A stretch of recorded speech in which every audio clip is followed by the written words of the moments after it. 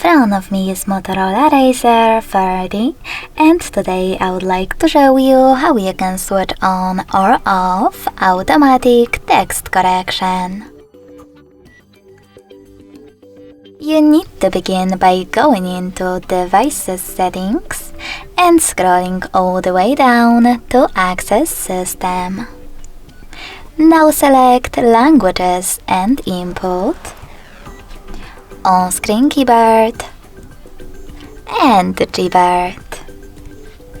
Following that, just click on Text Correction, scroll down and tap on this switcher next to Auto Correction. This way you will turn it off or on. Thanks so much for watching. If you enjoyed this video, don't forget to leave a like, comment and subscribe. Bye!